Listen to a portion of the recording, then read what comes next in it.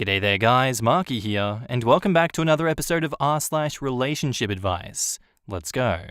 Am I the a-hole for telling my wife that it's for the best if her son just stays away from our family?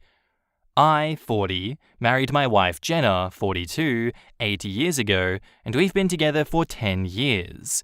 We have 2 great kids together. When she was 19, Jenna had a son Randy, 23, whose dad was a deadbeat.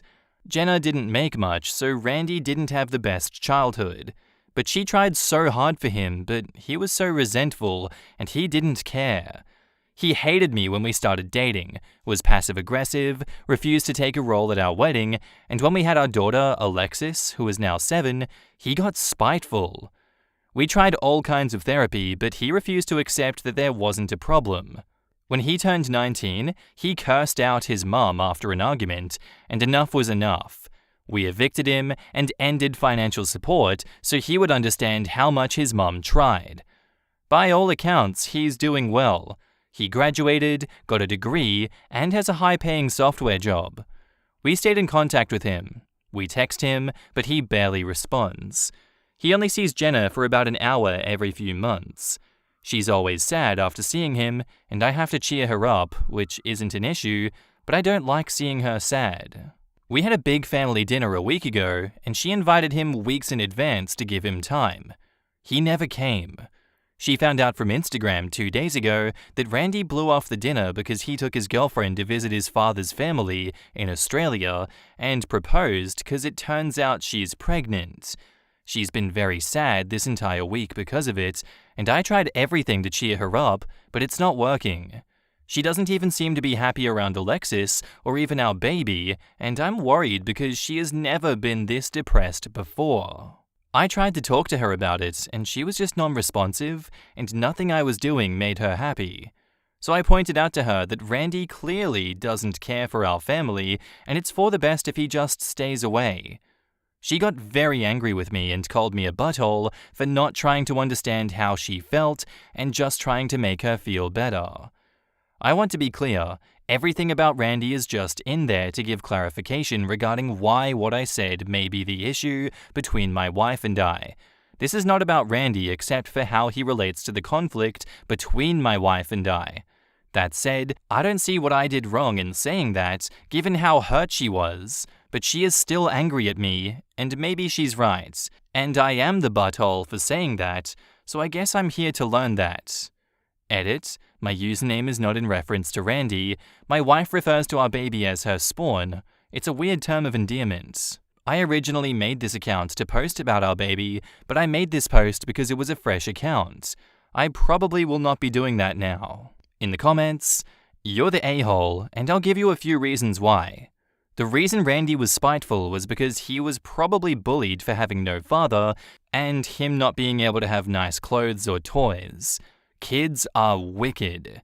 When his half-sister was born, he felt replaced because he sees your kids as the kids who get to live with both biological parents 24/7, and they aren't going through what he went through.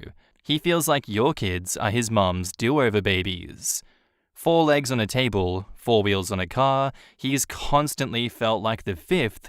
He felt that whenever he sees you being a father to your kids, what's going through his mind is, I'm the constant reminder to my stepfather that my mum spread her legs for someone else, and it sucks that my half-siblings get the good life and I didn't. When you kicked him, that was the final nail in the coffin because now he feels like his mum abandoned and replaced him. This is the best comment. The kid's been through some crap and OP has been entirely unwilling to consider the situation from his perspective.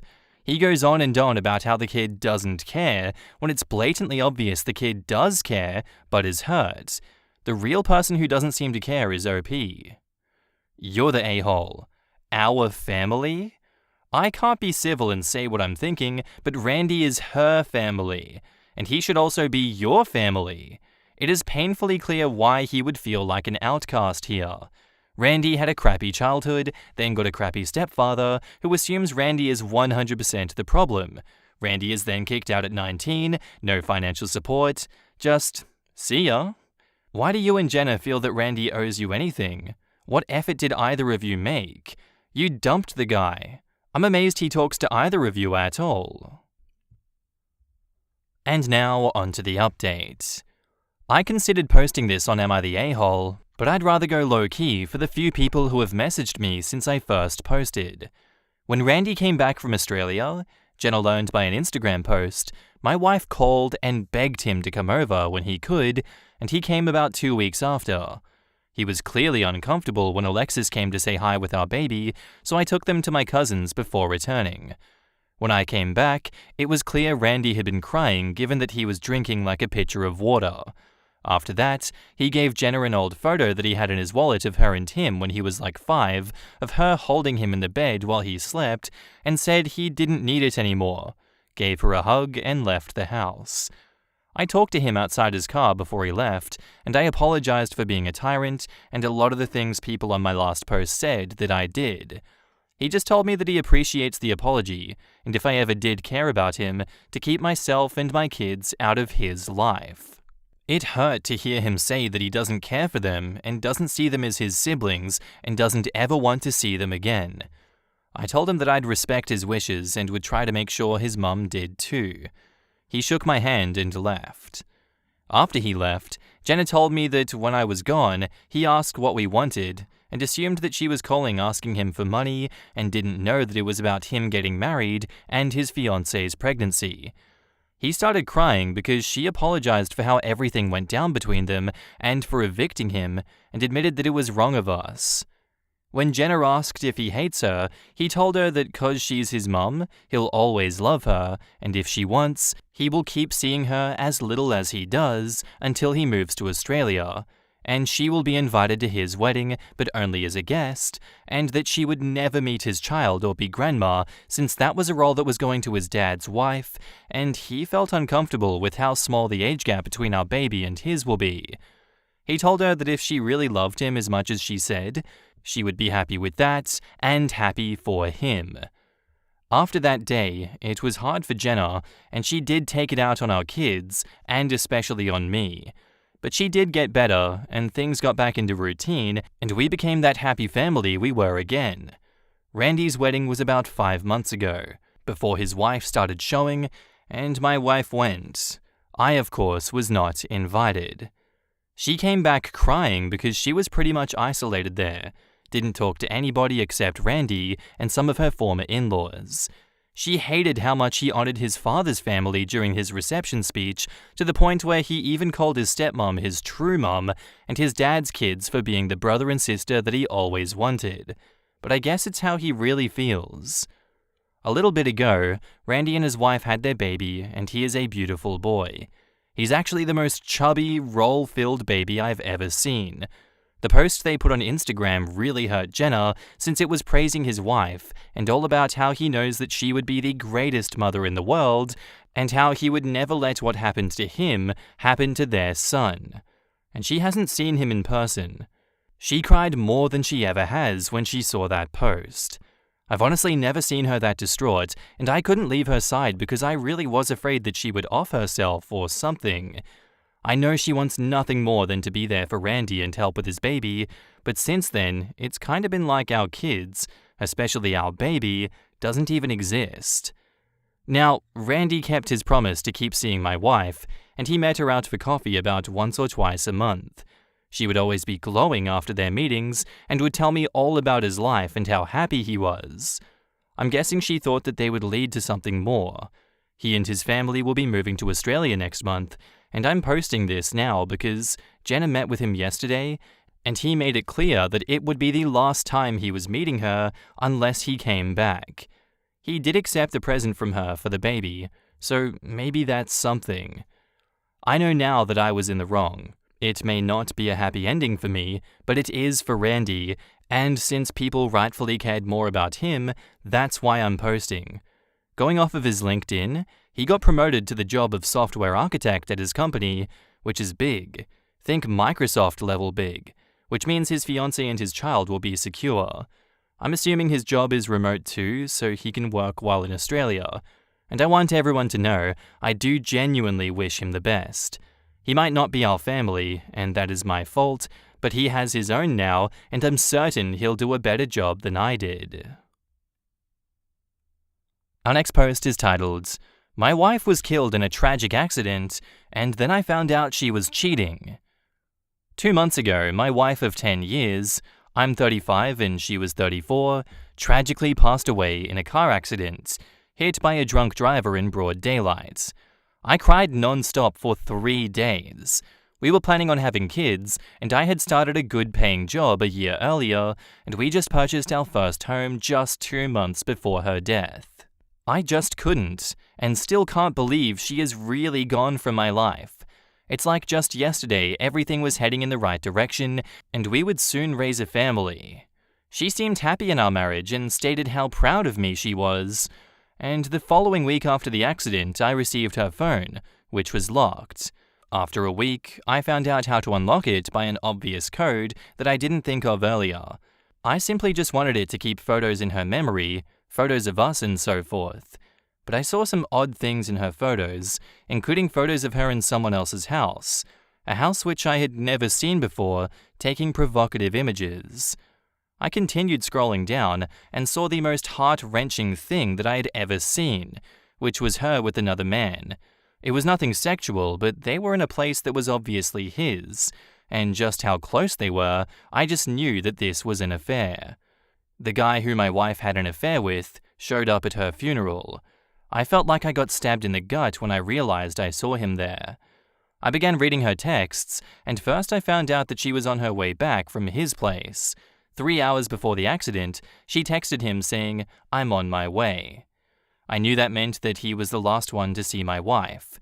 Not only see her, but having an intimate moment with her. Also, she would still be here right now if she wasn't seeing him. I feel like I'm going through a death of a loved one and a breakup at the same time. She did this behind my back and will never know that I found out. In a way, I feel that she got to escape the heartbreak that she put me through. Although I fully understand death is much worse, and even knowing everything I know, I would never ever wish this or any pain upon her. I found out not only through her texts, but her Facebook messages. Something that absolutely enrages me is that she told her closest friend that this guy from work wanted to take her out to dinner. Her friend encouraged her to go out with him. It enrages me because I knew her as well, and in person, she was always very nice. But my wife was asking her to get confirmation. Had she said, "No, you are married, do not go out with him," I honestly feel like she wouldn't have done it. But her best friend was like, "Oh, is he hot? Oh, do it. Go have fun." It's just effing enraging. This happened 6 months ago when she asked her friend about it. A few days later, she talked to her friend about how after dinner she went to his place and had sex multiple times. When I read that, I honestly got physically sick. I honestly started going through a breakdown, vomiting in the toilet, and then crying on the bathroom floor. I just can't imagine that this stuff actually happened, but it did. How could she do this? But as the days passed and the initial shock began to slow down, I started piecing things together. At the funeral, I noticed something a little unusual, which was this best friend of hers, talking to one of her co-workers. This was a friend from high school, and there was no reason she should have known any of her co-workers, but she was in fact talking to her co-worker who she had the affair with. Then she came and talked to me and gave me a hug. The guy who my wife was having an affair with came and shook my hand. Something about that just makes me feel sick, like I was being humiliated in a moment of grief. There was him and her best friend who knew about her affair. I couldn't help but wonder, did her co-workers also know? It's been a month and I feel no closer to breaking away from the heartbreak. I miss her. I want her to be alive. If she was, I would probably even want to fix our marriage. But she's not here anymore. I still couldn't bring myself to read all of her text messages with him. There is hundreds, and some are sexually explicit. My blood boils, and my heart aches when I open their texts, and I get hit with anxiety and an adrenaline rush. My palms get sweaty, and my hands shake. But I feel it's important that I know everything. It just breaks my heart that this guy did things with my wife that she wouldn't do for me. The thing that blows my mind the most is that there were no warning signs at all. Not effing one. Our marriage was good, she never did anything suspicious, our sex life went on as normal. Just zero warning signs about it other than the fact that she started wearing a little more makeup than usual. Then I blame myself for not catching on. Maybe this all could have been prevented. Maybe I should have done this or that. I am broken and I don't see myself ever being happy again. In the comments, my God, I am so incredibly sorry for you that I have no words. I can't even begin to imagine what you're going through. That's a lot of conflicting emotion. I know that this is the standard Reddit response, but I very highly recommend seeking out therapy. You need support in this. I'm sorry for your loss. Thanks. I've already done so, and I'm going to be speaking with a psychologist. Good. Just remember you are stronger than you think. I lost a boyfriend to suicide and found out at his funeral that he had cheated. I went through waves of sadness and anger, sometimes at the same time and sometimes independently. It cut me in a way that was indescribable. You aren't alone. I had a similar experience.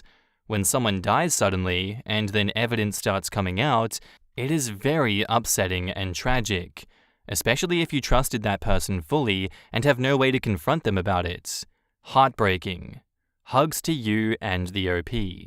Is her affair partner married? When are you going to tell the friend that you found out and that you know she encouraged her to do it? OP says, no, he isn't married. It appears that he was and still is single.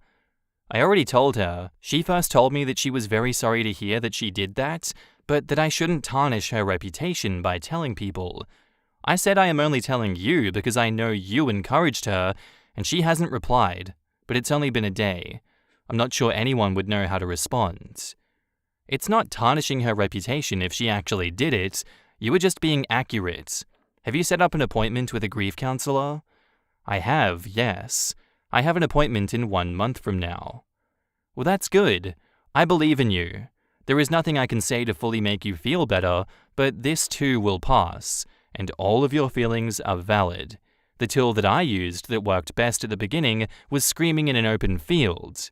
It sounds funny, but it is very therapeutic. I don't understand how her best friend and this guy had the guts to come to you during the funeral. Some people have no morals. Even if they thought that you didn't know, what they did is just wrong. I feel like I hit a mental wall at thinking about that. How do these people exist and think it's okay to do that? Back up to the post, we have an edit. Thanks everyone for all the support.